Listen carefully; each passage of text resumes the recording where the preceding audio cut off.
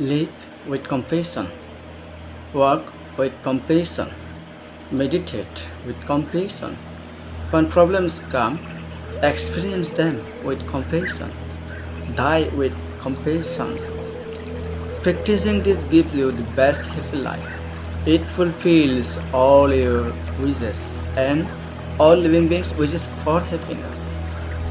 As long as we observe love for others and respect for their rights and dignity in our daily lives, then whether we are learn or unlearn, whether we believe in Buddha or God, follow some religion or none at all, as long as we have compassion for others and conduct ourselves with restraint out of a sense of responsibility, there is no doubt we will be happy.